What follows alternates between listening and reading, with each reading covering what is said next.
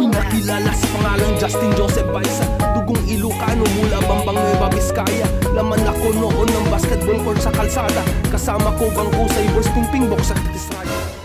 Yo!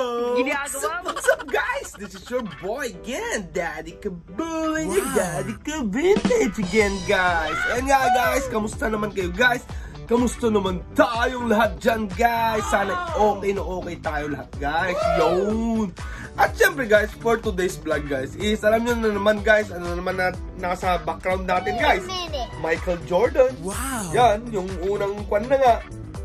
Yung unang batch ng pinakaspak ni Sir Art Panday natin. Yan yung isa na flinex ko last time guys. Yan. Then Bulls, reversible. Wow. Reversible, yan yung pula na side niya. Then yung AOP karon na Michael Jordan guys. Wow. Saka mga sapatos na Jordan 9. Saka Jordan 6 guys. Yan. So guys, for today's vlog nga guys is, ang ipeflex ko sa inyo is related na naman kay Michael Jordan guys. Yan. So guys, ito guys, magkukwento muna ako guys. Itong items is pangungunahan ko na. Itong items na to is nakuha natin guys, or pina-spark hit sa atin ni Sir Art. Ang apo ng kutsero, ang Panday, ang huling yugto. Pero mas maganda yung pakinggan yung Sir Art. Yun, mas formal guys yan. Mas cool yun guys. So guys, itong items na nga to guys is, sinabi ko na nga, ito yung second na partner nung t-shirt. Wow. Yung ito, tong t-shirt na to, yung partner nito yan tong t-shirt, yung jogger, tsaka yung NBA cards na Michael Jordan na flinex ko before is, ito yung kasama nilang pina-aspak ni Sir Art sa akin ng worth 450 dirhams lang guys. Or magkano ba yung 450 is worth 6,750 pesos lang guys. Imagine nyo guys, meron na akong t-shirt, ayan. Meron na akong NBA cards ulit, yan, na Jordan pa. O meron pa akong jogger na Jordan guys. Yan, plus ito pa guys. So ito nga guys is, hindi ko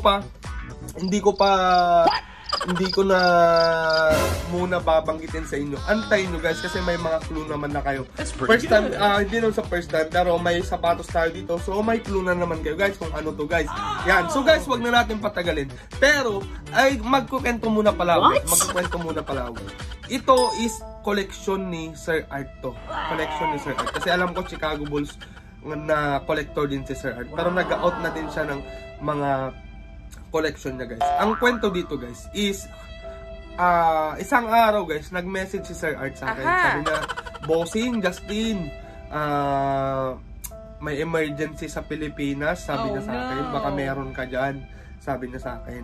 Eh meron din naman ako at that time guys. Pero, hindi lang siya basta humiram guys. Inofferan na lang ako ng items niya. Ito. Hindi ko lang alam guys basta kung may humihingi ng tulong sa akin, may kapalit man o wala, is tutulungan ko naman as long na meron ako maibigay. Sabi nga nila guys is, mas magandang tumulong ka kaysa ikaw yung humihingi ng tulong guys sa kapwa mo tao.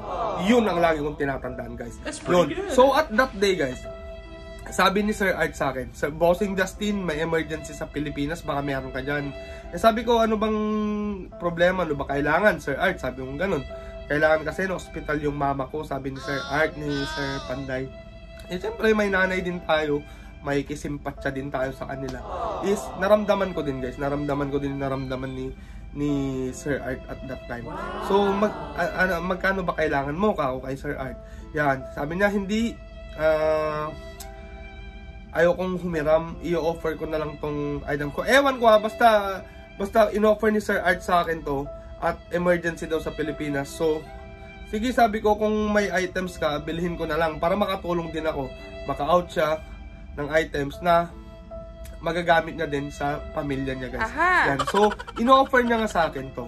Yan, yung t-shirt, yung jogger, tsaka NBA cards, plus ito guys, worth 450 dirhams guys, or 6,750 pesos guys. Imagine nyo guys. Pero after ko na-receive guys, kinalculate ko lahat ng mga total na halaga nito is sobrang ang layo. Oh, no. Siguro talagang emergency yun guys, kasi hindi ka naman mag-out sa mababang price guys kung hindi mo talaga kakailanganin ng pera guys. Ayan guys. So guys, ayun nga, kinuha ko kay Sir Art yan. Sige, kunin ko na lang yan Sir Art. Sabi ko, pakidala na lang pag nag-live tayo kako. Dinala niya before guys. Then sinukat ko, okay naman. Actually magkaparehas kami ng size ng pani Sir Art.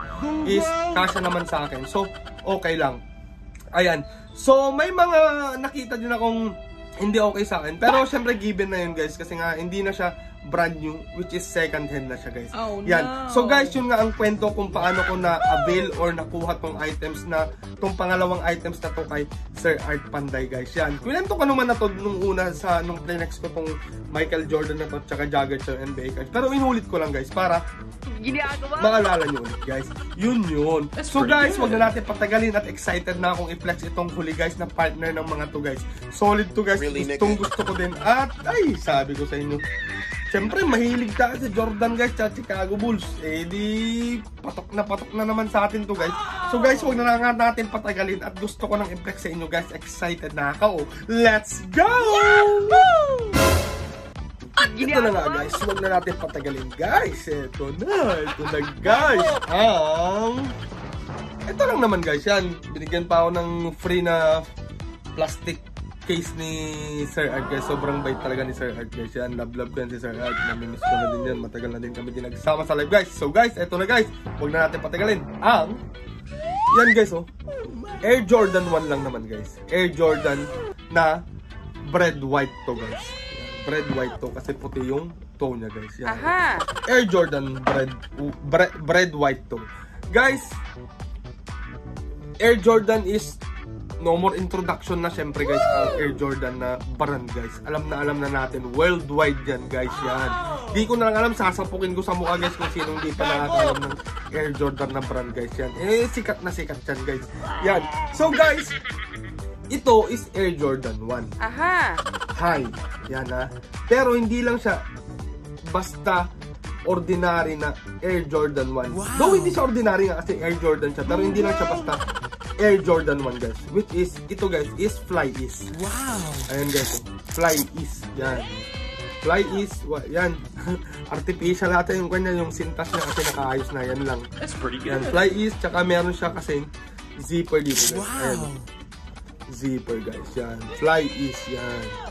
Fly Ease. Pero bago natin i-flex to guys, is talakayin muna natin ang Air Jordan 1 guys. That's pretty good. Ang Air Jordan 1 guys is na-release, first release niya nung April 1, 1985. Kaya meron yung pinaka-rare tsaka pinaka-mahal na Air Jordan 1 na release 1985, which is ang mahal-mahal ng sapatos na yun guys. Yan. Sana meron tayong mahanap at tsaka magkaroon din tayo kung may budget guys, yun. Pero ang Air Jordan 1 design na sapatos guys, or ang kauna-unahang sapatos ni Michael Jordan guys, is na-release nung April 1, 1985 guys. Yan. Second year niya sa Chicago Bulls at that time guys. Yan. And then guys, pero ang Fly Ease naman guys, ang first release ng Fly Ease na mga Nike guys is noong 2015 guys. 2015. Nag-start siya kay Kwan sa sapatos ni LeBron. Makikita nyo dito guys. Nag-start siya sa sapatos ni LeBron na LeBron Soldier 8. Yun, LeBron Soldier 8. Binabanggit ko kasi yung LeBron, nabubulo lang ako kasi hindi ko man idol yun si LeBron. Ayan, nag-start ang Fly Ease, Nike Fly Ease na design noong 2015 at ang unang design ng Nike Fly Ease ang LeBron 8 Soldier pala. LeBron 8 Soldier. Yun. Hindi ko kasi familiar, di ko naman idol kasi si LeBron James guys. Yan. At saka inspired siya dun sa batang may cerebral palsy. Siguro yun yung sinabi dun sa column na yun Anyways guys, is balik tayo dito guys. So, ang mga Fly Ease na design is 2015. So, imagine nyo guys, ito is na-release noong 2015. Ayan, is solid na to guys. Siyempre. Solid na to. So, guys, ipa-flex na natin tong sapatos ngayon guys. Let's go. Air Jordan 1 High. So, high, mataas. Then, ito lang naman yung sinasabi ko kanina na fault niya kung nakikita nyo guys. Ayan, may mga creases lang siya guys. May mga creases, pero madali lang yan na remedyuhan. Siyempre guys, matalino tayo. Madali lang yung remedyuhan guys. Yung mga creases na yan. Yan. Kung mga bimpo lang tsaka plancha, goods na yan guys. May gagawin to tayo dyan guys. sa pagtanggal ng creases ng sapatos guys. Yan, may mga creases. Yan. Tsaka guys pala, take note, ito second hand na to. Second hand na to itong sapatos na to. Which is okay na okay pa rin kasi ang mahal ng brand new nito guys. Papakita ko mamaya dito. I-share ko sa inyo kung magkano ang price ng brand new na Air Jordan 1 High Fly East na white, bread white to guys. That's pretty good. So guys, may mga creases lang. Yun lang yung natatanging issue. Mga creases lang talaga kahit sa kabila. Ayun, ang daming creases. Kita nyo dyan, no? Daming creases, diba?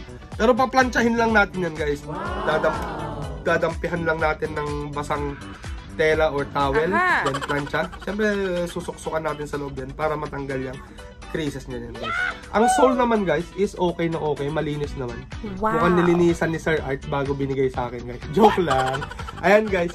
Malinis naman guys. Then hindi pa naman yellowish yung kanya. Itong puting to. Sole. That's pretty good. Hindi pa naman yellowish guys. Yan. Stitchings niya okay pa naman guys.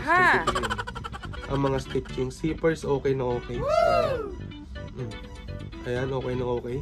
Then sa loob naman, ay yung dila-dila po. Yung dila-dila niya guys. Gago! Wait lang. Ayan, yung dila-dila naman is okay na okay. Syempre legit naman to guys. Hindi siya magbebenta ng kan. Then sa loob guys is may palaman kasi to, tanggalin ko muna guys. Ayan, tanggal na natin guys. Ayan o, sa loob naman guys. Ayan, legit naman guys. Nike Air. Ayan, size, anong size pala ito? Pero magkapaka kami ni Sir Art. Ayan, 9.5 pero size 10 ako. Siguro lumuwag na kasi nagamit na to guys. Nagamit na to. Ayan, so yung kabila naman guys. Kabila sole is okay naman. Ay, 10 na. Ano ba yung nakalagay dito? Wala. Pansya ata. Dumi. Hindi masyadong nalinisan ni Sir Art. Yo! Ayan guys, okay na okay naman. Creases lang talaga problema. Oh no! Saka siguro kung i-shine ko pa to. Or hindi na siguro pwedeng i-shine. Punas-punas lang. Is okay na to. Pero malinis siya guys, malinis. Ayan. Malinis naman siya guys. Malinis. Ayan guys. Ito, stitching, zipper. Then sa loob, may palaman ulit to eh. Fly East. Tanggalin lang natin yung palaman kasi may palaman ni sa loob. Ginagawa mo! Ayan, legit naman. Magkaiba pala sila ng sole. Ayan, yun ko na napansin ah. Ito yung sole ng isa. Yung isa is magkaiba. Ayan guys. Diba? Magkaiba. Size 9.5 dito guys. 9.5. Ayan guys, creases lang talaga problema nito guys. Ayan o, creases lang talaga. So ayan nga guys, na-flex na natin ang Jordan 1 High Fly East natin guys. Pero guys, alam nyo kung magkano to guys sa online. Nag-search ako guys at napadpad tayo sa farfetch.com, which is bilihan nyo ng mga sapatos guys. Farfetch.com, bilihan ng mga sapatos. Is, ang price nito guys, ngayon sa ngayon, ang price nito is nasa, makikita nyo dyan guys, magugulat kayo. Sa worth 450 nito guys, kakanon, jogger, tsaka cards, 450. Which is, from the shoe itself pa lang, from the shoes itself, the price is magugulat kayo guys. Kasi ang price nito guys is nasa 1,115 dirhams guys. Or, how much yun? Oh, diba? 16,725 guys. Ito pa lang Compare mo naman guys sa 450 dirhams na worth 6,750 guys. Ang laki ng agwat. Yun yung sinasabi ko guys na talagang emergency talaga siguro guys na kailangan ni Sir Art. Kasi in-out niya yung collection niya sa patalong halaga guys. Sa patalong halaga. Alam niyo yun. So, hindi naman ako nagigilty kasi nakatulong din naman tayo. At the same time, nakakuha din tayo ng collection natin na sapatos, dagdag collection sa ating mga sapatos guys. That's pretty good. So imagine niyo yun guys, for 450 tapos 1,115 guys, is panalo na yun guys na presyo. Ayan. So syempre magpapasalamat tayo, though nakatulong tayo kay Sir Art, pero magpapasalamat pa rin tayo kay Sir Art kasi aspak hits niya sa akin tong mga to guys. Imagine nyo guys. So Sir Art or ang Panday ang huling yugto or apo ng kutsero is maraming salamat dito sa Air Jordan 1 Fly East na bread white toe, sa t-shirt, sa jogger, at sa NBA cards guys. Yan, salamat at sa dagdag collection ko to is sobrang happy ako guys. Yan, imagine nyo guys, 450. Ang bait niya ni Sir Art guys. Really, anytime, anywhere. Pag minessage mo yan, pupuntahan ka niyan. Napakabait na ni Sir Art. So guys, ito nga lang ang last na partner ng t-shirt, jogger, tsaka NBA cards na pinaspak ni Sir Art. Sana ay na-appreciate nyo na naman at nag-enjoy na naman kayo sa aking mga simpleng collection guys na Michael Jordan or Air Jordan or Chicago Bulls guys. Yan. So guys, hindi ko na naman makakalimutan magpasalamat sa inyo sa patuloy na panonood ng aking mga videos, sa patuloy na inyong suporta sa aking YouTube channel na JJB KIB. Yan, thank you sa inyong lahat. At syempre guys, kung bago ka lang dito sa aking YouTube channel na JJB KIB, is wag mong kakalimutan mag-subscribe guys. Yan. At syempre, paki-press na din yung notification bell sa screen ng inyong phone, tablet, laptop, PC, or ano pa man yan. Is press nyo na guys para hindi nyo mamiss ang aking mga upcoming videos guys, sa aking mga vintage hits at collection hits guys. Yan. At syempre guys, kung na-enjoy nyo yung mga ganitong content at saka gusto nyo yung mga videos ko, is free naman pwedeng mag-like guys. Ayan. So guys, at saka pa-share na din sa inyong mga friends and relatives guys. Yan. So guys, ito nga lang ang last sharing ko dun sa aspak ni Sir Art sa akin guys. Yan. So guys, magpapaalam na ako at lalabas muna kami ulit at maglalaro sa park guys. At summer na dito, okay na magpapawis sa labas guys. That's pretty good. So guys, here's your boy, Daddy Kabulin, your Daddy Ka Vintage, saying till next time, peace out! Bye-bye!